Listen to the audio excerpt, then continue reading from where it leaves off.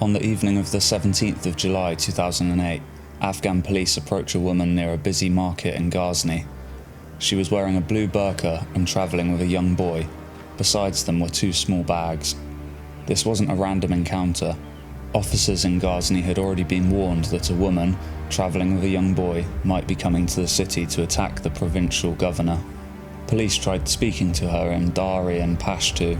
She answered in Urdu. She said her name was Saliha, from Multan, and that the boy was her son, Ali Hassan. Neither name was real. When officers searched the bags, the situation changed again. Inside were containers of unidentified chemicals, a USB drive, documents concerning explosives, and material relating to chemical, biological, and radiological weapons. There were handwritten references to American military assets, instructions concerning explosives, and then investigators found something even more alarming, a set of notes referring to an attack in the United States, a mass casualty attack.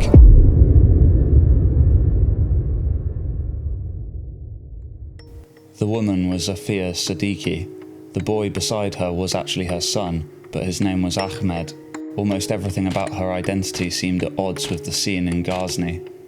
Siddiqui was a Pakistani mother who had spent years living and studying in the United States. She had graduated from MIT, then earned a PhD from Brandeis University, and before appearing in Afghanistan that evening, she had been missing for more than 5 years. Now, suddenly, she was in Afghan police custody with material that immediately drew the attention of American authorities. How had a woman who had studied at some of America's most prestigious universities ended up here? To answer that, we have to go back more than 30 years, to Karachi, Pakistan.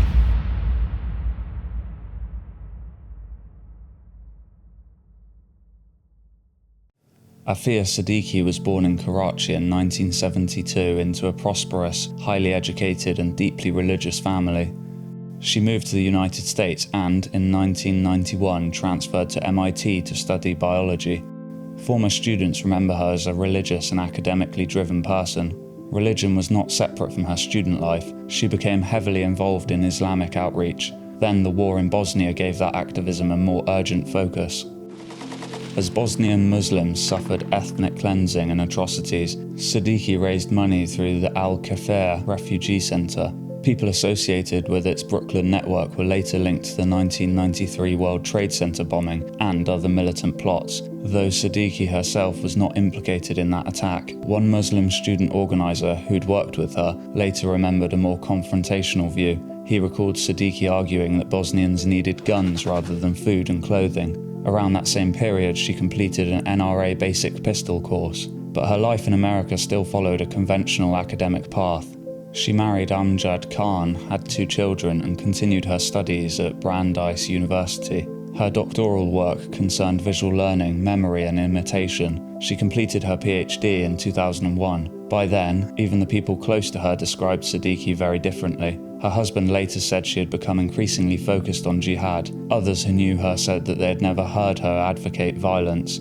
Then came September 11th. Her family said she had become very frightened about the treatment of Muslims across America. 8 days later, she left the United States with her children and returned to Karachi. But the move did not last. Within months, Siddiqui was back in America. And this time, the FBI had begun looking at the family. Investigators were examining a transfer to Pakistan when they learned that Siddiqui's email and the couple's bank card had also been used to buy military equipment, including night vision optics, body armor, and military manuals. The FBI questioned the couple. Her husband claimed the purchases were for hunting, camping, and relatives. Soon after, the family returned to Karachi and the marriage collapsed. That might have ended Siddiqui's connection to the United States, but instead, on Christmas Day 2002, she flew back alone. 5 days later, she opened a post office box with Majid Khan and mailed an application seeking a renewed refugee travel document for him, falsely identifying him as her husband. Both their fingerprints were recovered from the application. The importance of that paperwork only became clear because of who Khan was. He was working with Khalid Sheikh Mohammed, the architect of September 11th, who wanted him to return to America as an al-Qaeda operative. Khan's signed stipulation said Ammar al-Baluchi introduced him to Siddiqui, who helped him submit the fraudulent application. The evidence established that Siddiqui helped Khan obtain the document. It did not establish how much she knew about the terrorist plans surrounding him. Siddiqui then returned to Pakistan. Within weeks, the network around Khan began collapsing. Khalid Sheikh Mohammed was captured. Majid Khan followed days later. As investigators worked outwards from those arrests, the FBI issued a worldwide alert seeking Siddiqui for questioning. Then, on 30th of March, she left her mother's home with all 3 children, supposedly heading for Islamabad. She never arrived. Aafia Siddiqui and her 3 children had disappeared. For more than 5 years, there was no publicly agreed account of where Siddiqui had gone.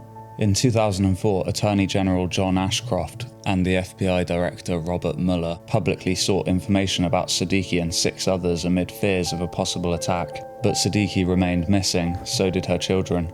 Her family and supporters claimed she had been secretly detained. Some campaigners linked her to a female detainee at Bagram known as Prisoner 650, but that theory was never conclusively established. The US government denied holding Siddiqui and maintained that she had gone into hiding. 2 very different explanations had taken hold: secret prisoner or years spent evading authorities. Then, just months before Ghazni, another disputed clue appeared. Siddiqui's uncle later claimed she had unexpectedly visited him in Islamabad in January 2008 and told him that she had been moved through Pakistani and American custody. The alleged meeting was never independently established. Neither explanation fully accounted for the 5-year gap without dispute. Then, she appeared in Ghazni.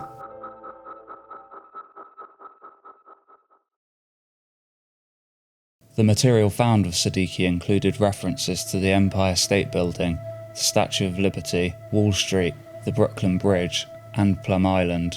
Authorities also said sodium cyanide was found among her possessions, along with excerpts from the anarchists' arsenal. None of this by itself established that Siddiqui was carrying out a specific attack, but the material was alarming enough that American investigators came looking for answers the next day. The meeting took place in a room divided by a yellow curtain. Siddiqui was being held behind it. According to prosecutors, a loaded M4 rifle had been placed in the room. They said Siddiqui reached behind the curtain, grabbed it and fired towards the Americans. Nobody was hit. An American officer shot Siddiqui in the stomach. Siddiqui denied firing the M4. Her defense challenged the government's accounts and the physical evidence surrounding the alleged shots, and that confrontation changed the direction of the case. Despite the terrorism suspicion and the alarming material recovered in Ghazni, the federal prosecution would center on those few seconds inside the room, behind the yellow curtain.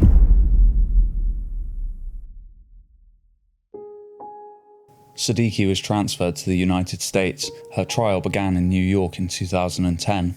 The jury was not being asked where she had been for 5 years.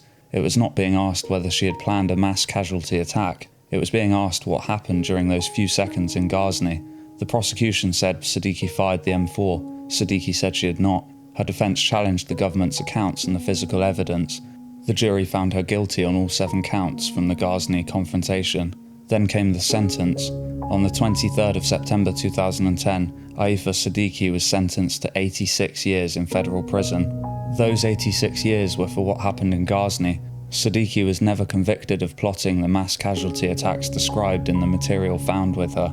Her appeal failed in 2012. Legally, the Ghazni case was resolved. Politically, it was only becoming larger. In Pakistan, supporters portrayed Siddiqui as a kidnapped victim of the war on terror. US authorities saw a convicted attacker who had attempted to kill American personnel. Both sides looked at the same case and saw something completely different.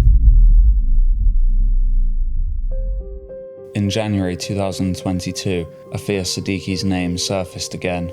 A gunman entered a synagogue in Texas and took 4 people hostage. One of his demands was Siddiqui's release from federal prison. 14 years after Ghazni, Siddiqui's name was still being invoked during an extremist hostage crisis, but the event also pointed back to the part of her story that had never been resolved, the 5 years before Ghazni. Between March 2003 and July 2008, there is still no complete, uncontested account of where Siddiqui and her children were. Her family and supporters maintain that she had been secretly detained. US authorities denied holding her and maintained that she had been living underground. The trial only answered what happened in Ghazni. It never answered what happened in the 5 years before it, and so one question still remains. What actually happened to Aafia Siddiqui during those 5 missing years?